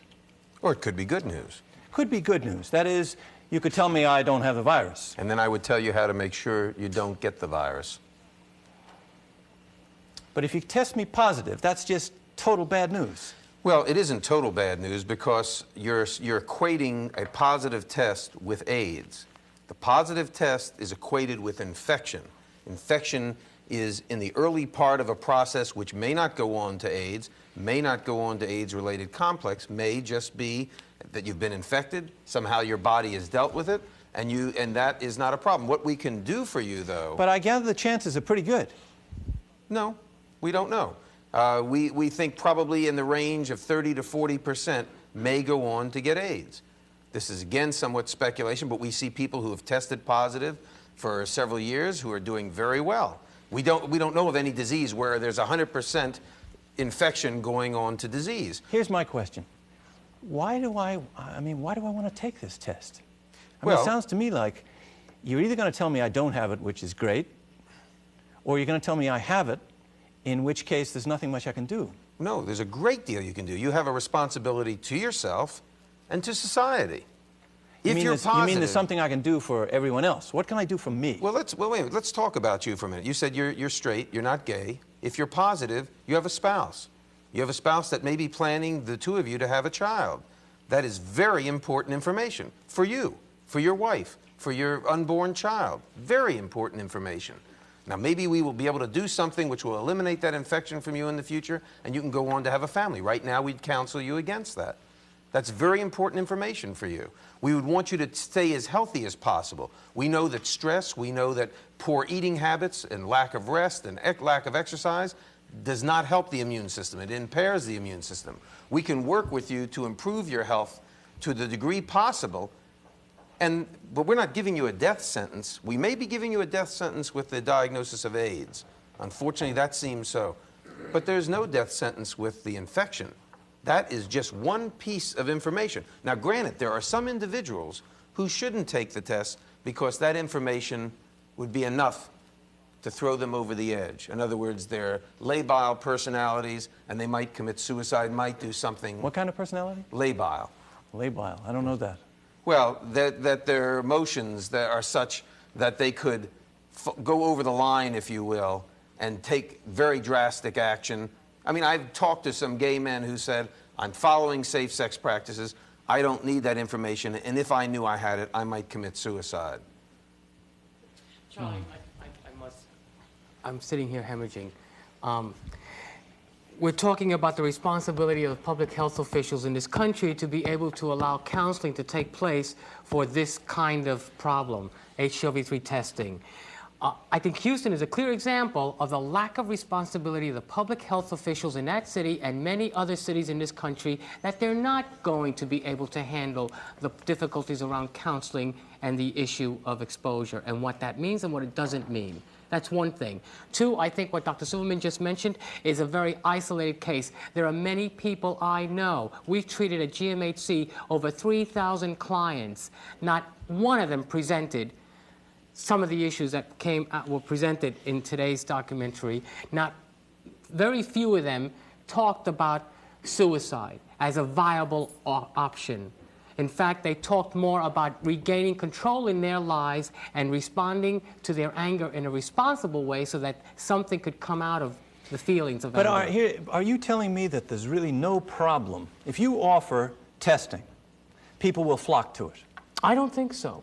I think it depends on the kinds of information the public has and the kind of education they get. If they realize that knowing whether you're positive or negative can't tell you if you're going to get this disease, number one. Number two, I don't see how, in the name of good conscience and ethics, that this country is going to respond with the appropriate counseling needs of our population. They haven't up to date. Houston is I got to keep going back to it because that's a very clear example of, I think, what would happen here. The lack of education of our public health officials is a criminal. It's criminal. What happened to Fabian was criminal.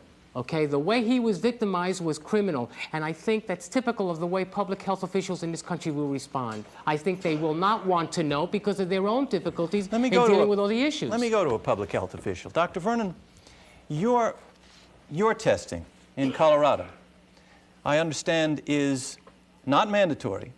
Absolutely not. But not anonymous. Not anonymous, right. Now, Dr. Silverman says you've got to have it anonymous. We disagree. We happen to believe that the confidentiality protections that exist in statute and regulation in Colorado make it unnecessary for us to attempt to do disease control anonymously. We think of the individuals that we can't reach with counseling because we don't know how to reach them. We think of the individuals whom we may need to reach in the future, whom we could not reach if we did not have the information. Now, you want to follow up on these people? We want to follow up when there comes an opportunity for them to get a vaccine or a drug or some other benefit that is available. Yes, everyone says they will come out of the woodwork, they will all be there, but we know differently from previous behavior. We have an opportunity because of a confidential medical record system to reach individuals. Now, why is Dr. Silverman so insistent on anonymity? I hope he is insistent on anonymity being available in some way as an option, in some form, so that individuals would be encouraged to get the test who would otherwise get it. We agree that the important thing is being tested. Unfortunately, gay leadership in this country is still saying that the test is not useful. Many are saying that it should not be obtained, and we totally disagree with that. Let me go to Denver. Mr. Rush? Can you hear me, Mr. Rush? Yes, I can. Mr. Rush, Dr. Vernon runs a system of testing which is not anonymous. That's correct. Do you trust it? I can't be presumptuous enough to speak for the whole gay community, but there are many, many people here that don't feel good about that at all. We feel that there would be many more people who would be willing to come forward and be tested if they chose to, if we didn't have reportability. At this point, I think it's important to note, too, that we're not sure that there's any correlation between being tested and changing behavior. So I think that's another thing that, we need to look at on down the line. Mr. Holloway, can I switch to you? Yes. Mr. Holloway, do you trust it? I do not trust the actual confidentiality, even though it has never been broken.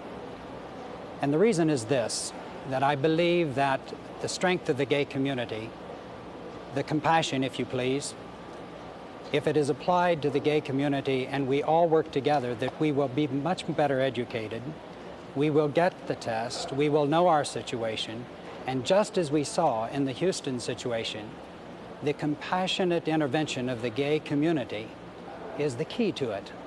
When other people, when health officials and government officials could not be successful, the gay community could. The gay community in Colorado is saying to us, we must have anonymous testing if we're going to cooperate, if we're going to really find out about this disease and be successful in curbing the disease. Prevention and education have to go together. And I want to point out in relationship to what Mr. Lopez said, that many people who are being supported in our support groups here in Colorado are being supported not only by gay members of the community, but by other people, by people who are parents, who are concerned citizens. So I think our system here, if a person is tested, they find they are positive, and they're frightened, as we all are when we find out such drastic news, that there is a support system. I think the health departments and government officials have to learn to creatively work with the gay community. We haven't yet done that, and we must if we're going to be successful. Thank you, Mr. Holloway. I think, Charlie, there's also an issue. There's a fallacy here about confidentiality. I just recently got out of a hospital where when I was taken into the elevator, and I'm just one person, in my experience, I was put in the elevator, medical people were discussing the case of 2 patients in that hospital, used their names in the elevator, okay? A number of people came up to me in the corridors of that hospital and wanted to share personal experiences of what they felt and thought about the conditions of certain people in that place. There was no confidentiality. I mean, confidentiality was being broken by everyone in that entire system, and I think it's a fallacy to think that it's going to be observed by all the systems in this country. The reality is that, as we've seen, just Houston is only one example. I think Dallas is another example. You look across the board to the issues that people have, and you look across the board to the concerns people have about putting themselves personally on the line, and confidentiality will not be safeguarded. For Fabian, they certainly were not. Mr. Yates-Rist, you have a reaction. I think one of the things we're avoiding here is something that goes way underneath, that lies way underneath all of the discussions of quarantine with Mr. Dannemeyer, Mr. Vernon's testing, Mr. Silverman's testing, and that is, first of all, when you're talking about testing and knowing your antibody status, the counseling they're offering is going to give us nothing that education doesn't give us already. Instead of wasting our time and money in this country, which we have very little of for health currently under the Reagan administration of all things, why aren't we spending all of this money on education? We know it works because it's worked in New York City. There is as much as an 85% drop in venereal disease rates in New York City. But there's something beyond this. That's the same statistic that I think Dr. Silverman was adverting to. And may I just say that studies have shown in the testing in San Francisco a significant change of behavior as a result of testing, as stated by those who were tested. Well, I would like to know how much better you could get than 85%, and we don't have testing in New York. But let me make another point, because this is a point that's being avoided all evening, and that is, you're asking us to let the government come into our lives, to test, to quarantine, and we're avoiding the whole issue of how much this society hates homosexuals. We heard it on TV from Dr. Hotze tonight, who has to say it's inordinate lust, it's anonymous sex. He wants to avoid the truth of homosexuality, which is it's about love in relationships every bit as much as heterosexuality is. But that's not what people want to hear. And when we have homophobic people in our government ready to climb down our throats at any minute to destroy the gay community, why should we trust the government? Why should we trust Senator Dannemeyer? Is he going to protect the right of homosexuals to live freely in this society? May I respond to that? Yes, Congressman. You see, one thing you may be overlooking is that the foundation of Western civilization, the Judeo-Christian ethic, teaches us. Oh, there's a big one. There's a big one. God comes in at this God's point. plan for man is one man and one woman who come together and form a family unit. That's the Excuse me, basis of our I society. really don't Wait want a minute, to, I didn't interrupt you. I don't want to hear you. about what you say. Wait, I am a homosexual. Mr. Yates-Rist, he's absolutely right. He didn't interrupt you? I didn't interrupt you. And I can tell you, my friend, that I will, so long as I'm permitted to be in public office, and even after I'm retired from public office, I will affirm the support, the affirmation of the heterosexual ethic unapologetically.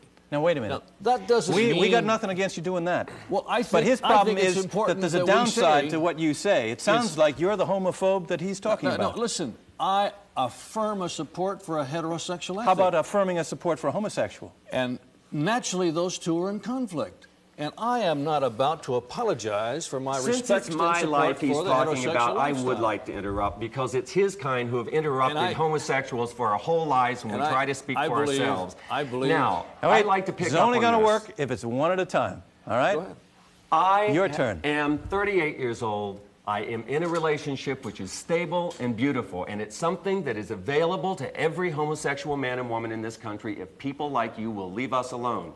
But as long as you are out there setting public policy and determining exactly the way this disease is going to be treated by the government, I will not trust the government, and I urge every gay man and woman out there to rebel against any impulse of this government to get into our lives. If we trust you, we'll be ridden down the river, and let everyone be aware of it. All right, now it's my turn to interrupt. May I respond to that? No. I tell you what my concern is. We've talked about the homosexual aspect of this. Let's assume I'm a father of a daughter who is 12 years old. Dr. Wolfsey, does any of what's happened here, discussed here tonight, relate to me? Do I have anything to worry about? I listen to all of this as an infectious disease specialist. I realize we're talking about an infectious disease, and that should be unrelated to color or sexual preference. It is very irritating to hear all of this going back and forth. 25% of people who have AIDS, and possibly a greater percent of all those that carry the virus, are not homosexual. It's an infectious disease that affects a variety of people. Does a father of a 12-year-old child have something to be concerned about? Very, very, very little. However, I don't need to worry about my daughter. AIDS, in some way or another, is going to affect everybody in the United States in the next several years. And I don't mean by direct risk to themselves, but by their contacts or their associates. And as far as having a child, be it a male child, or a female child, a boy or a girl, who is entering the years of sexual experimentation, a boy may find out that he's gay, and it's like a lot of other things in society that have been sort of kept under covers. Child abuse, etc. It's been going on. We just don't realize that there are a relatively large percent of the population that is gay. That's just the way they are. And I think that there's probably been inhibition of boys in their teenage years who are afraid to express this and may experiment without the advice and counsel. For a 12-year-old girl, I doubt that most 12-year-old girls are sexually active, but there may be some who are. And as the years go on and the number of cases increases, we have to educate everybody in a perfectly reasonable way without being afraid to talk about sex or pretend that it isn't a normal part of life, and just discuss AIDS, that AIDS is part of our society and sexuality is something that people should be comfortable with, and that there are diseases people can get through sex. All right, so let's do it. Let's do it. Let's assume my daughter is 14 and my son is 16, and maybe I'm a little out of touch with them. Maybe I don't know exactly what goes on in some parts of their lives. Do I counsel them? Is that the choice? Do they get it someplace else? The parent is best. But if the parent doesn't know Right, now, or isn't comfortable... What do I tell them? You start by trying to be at ease with the issue of sexuality and realizing... All right, I'm relaxed, I'm at ease. Now, what do I tell them? Okay. You tell them that there are diseases that people can get from having sex. And some of them are easy to cure, and some of them aren't. And you don't know very much about certain of those diseases. And you want to be sure they get information. And so you find whatever your community has that they can get the information. You endorse education in the schools so that it's not treated as a big deal It's just something that's there. We have to learn about not taking candy from strangers. We have to learn to look right and left when we cross the street. We have to learn to put on a seatbelt. We have to learn about sexuality and using condoms if that's appropriate. Wait a minute, have to learn go all slow on those that things. one. Go slow on that one. We're going to learn that in school, that is how to use condoms in sex? You have to learn that that's a subject that has to be approached. Young people in high school, and in some instances in junior high school, are sexually active. And it's pulling the wool over our eyes to say that because we don't want it to happen, either on religious grounds or moral grounds, or because we're afraid of diseases, or because it offends us, it's happening. And if there's a good relationship parent to child, you can explain what the issues are about and raise the child as a mature person. But stop putting our heads in the sand. Do I need to tell my children about needles, too? Yes. Dr. Krim, do I need to tell them about needles? Yeah, you can tell your children about needles. Use clean needles, kids. No, Make sure you use clean needles. No. You start through the biology, as with the sex. You have to know about the disease, the virus, the transmission, and so forth. And then the role of the drug culture and the dirty needles in the transmission of the disease. They must be given a reason to avoid a certain danger.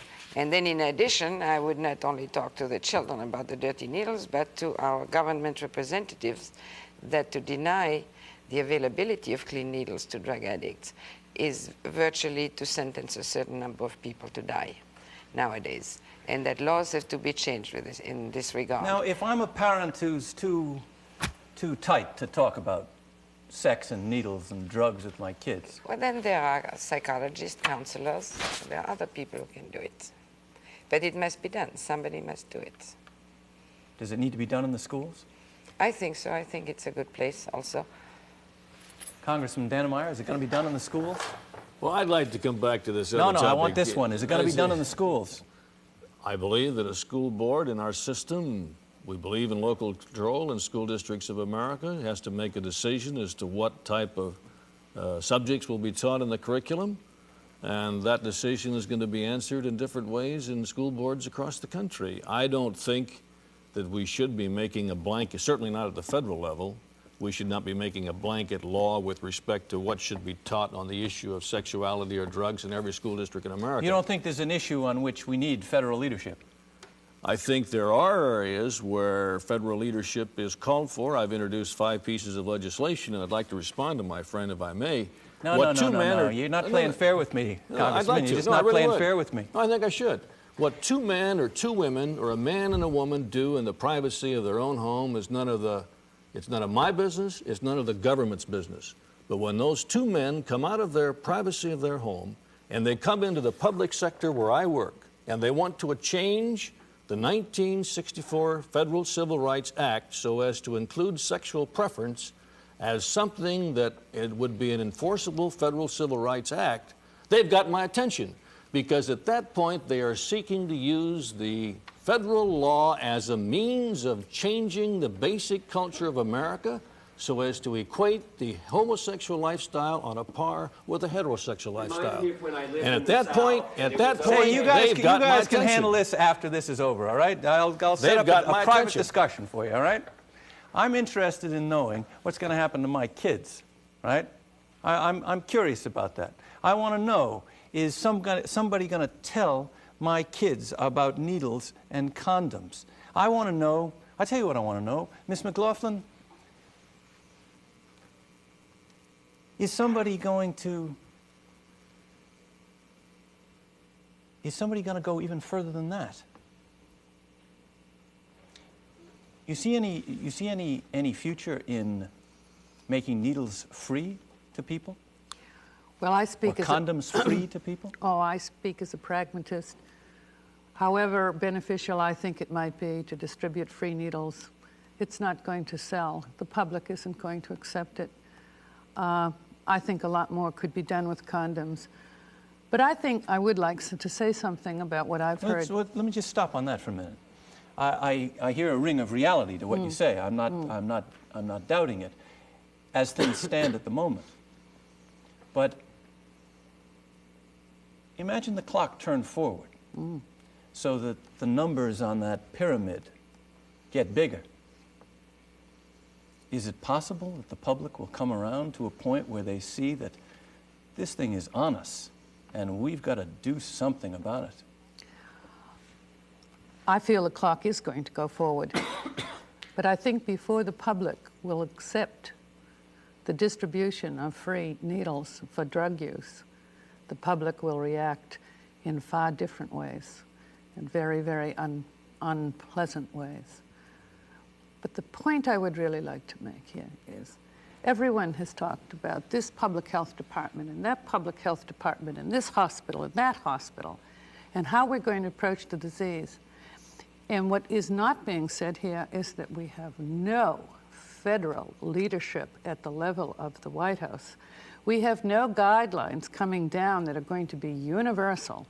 I don't mean out of CDC and how we should take care of people who are infected in hospitals. We have no policy that says, what will every single health department in the United States be doing? What will every single school be doing to protect the children? We're still talking about this disease as if it were a new form of measles or something. We have a lethal disease. We don't know how many of the 2 million people who are infected are really going to convert. This disease is going to run 20 years before we'll know that. Ms. McLaughlin, let me go to San Francisco. Mr. Reynolds? Mr. Reynolds? Yes, yes, sir. Mr. Reynolds? Yes. We're talking education. Yes. We're talking about whether it's possible through education to make serious progress with AIDS. Do you think it is? I think it's very possible. Many of us that have been working in the AIDS community have been able to touch people, to help them look at their fears, to help them gain new understanding and information that they have then been able to use to help their friends and family members. It's been a ripple effect that I've seen. Thank you, Mr. Reynolds. Dr. Silverman, we're coming towards the end of our time with this issue. Tell me, what is the challenge that AIDS presents us, as you see it at this point? What is it going to take for us to get through? We're being faced with a lethal disease, and all of society is on trial, I believe. I sincerely believe that how society deals with this is going to say a great deal about us as individuals. We have an indiscriminate virus, as was described by Dr. Wofsy, that doesn't know sexual preference, doesn't know economic, doesn't know color, doesn't know ethnicity, none of that. If the setting is correct, it can happen. We have to get away from the moralistic issues surrounding this. We have to have, as Ms. McLaughlin says, leadership from government. We can't have a president who says this is the #1 health problem and then cuts $51 million out of research, prevention, education, community services.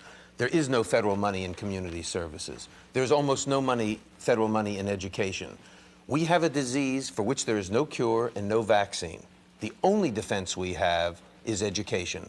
If we can educate everybody, if they will follow what we say, we can stop the spread tomorrow. Dr. But if Silverman, one of the things that contributes to the problem, in a sense, is the sexual revolution that's taken place in this country in the last, say, 30 years. It sounds to me, from what you're suggesting, that we have yet another sexual revolution in front of us, or maybe a continuation of the one we're revolution goes around. Revolution goes around. And I believe that we are seeing changes. One thing that Charlie, that I want to stress. Around to what? Well, I want to stress one thing that keeps getting lost, gets glossed over. And what was said about New York, San Francisco, and all over, the change of behavior has been absolutely phenomenal, miraculous. Take 100 people who are overweight, get them to lose weight and keep it off. If you do 5%, you feel you've been successful. We're talking in terms of 90%. That's incredible change of behavior. That's in the gay community. That's in the gay community. And now we're talking also, as we extend it, to changes of behavior in the heterosexual community as well. That's correct. And there's no reason to believe that heterosexuals will not respond if given the unvarnished truth, without moralism, without bigotry, with compassion and sensitivity, like we should be giving to the people who are now with AIDS, those who could get AIDS. We don't have to talk about, you were saying, should the school do it? No, you should do it. But if you don't do it, I don't want your kids to be victims. Mr. Lopez, 15 seconds. Last word from you. I may eventually die as a result of this disease, but I would consider my death an act of murder for the lack of governmental funding, and I would consider it murder by my own government. Thank you very much, Mr. Lopez. Well, the challenge, at least as I see it here, is one of looking at the reality and taking off the blinders that seem to come with ignorance and fear. Judy, to you. Thank you, Charles. Tonight we brought you a program that we hope has raised legitimate and important questions about our ability to deal with this epidemic. Like some medieval plague, it has brought out our worst fears and prejudices. But it is also a test of our humanity and our society, because in protecting the rights of any one individual, we protect all of us. For Frontline, I'm Judy Woodruff. Good night. I'm Howard Brody. I'm a specialist in infectious diseases. By the time someone's got intensively ill, we've shot our wad as doctors. No matter what we do, we're going to lose. You know, it's a flashback to the 19th century. That's what medicine was there. To cure never, to diagnose rarely, to comfort always was the role of the physician. And that's what we're doing here. We're doing 19th century medicine. Okay, the virus has taken the entire 20th century and made it go away. And his fibrinogen was 166, where lower limb normal is 170. That's a good question. I don't know why he's doing that. This is Donald Abrams, and I'm the Assistant Director of the AIDS Clinic at San Francisco General Hospital. I have probably been directly involved in seeing maybe 2,000 people with AIDS and related conditions over the past 4 years. Been busy. I spoke to my grandmother recently, who is 84 years old, and she was sort of telling me about her friends who were becoming demented and about her friends who were dying. And I said to my grandmother, I said, you know, I'm 34 and you're 84, and I think I've had as many friends become demented and die as you have, and that's not really fair. I mean, it gets to be devastating. And don't we have an empty room? Let me check. My name is Gayleen G. I'm the head nurse of the outpatient Ward 86 AIDS clinic. I think one of the strengths of our clinic is that it is okay to cry in clinic. But I think 2 weeks ago, I was in a staff meeting and I said, this is it, this is enough. I know it's tough. It has been a terrible month. We had about 27, 30 deaths, and we wrote all the names on the board. But I am not going to let you sit here and cry all the time. You have work to do, and you've got to keep going, because there's still people out there who are counting on you. Anyway, and bronchoscopy might give us our answer. Might be a better way to go. Yeah. If they're going to do it anyway. Yeah. My name is Paul Scherer, and I'm a counselor with the Shanti Project on 5B, the AIDS ward at General Hospital. I think there are a lot of issues with AIDS that are analogous to warfare. We have certainly the combat fatigue in terms of the caregivers. Vast numbers of young men dying is something that's endemic in war, but not in peacetime. So we have parents burying their sons, and that's not the way it's supposed to be.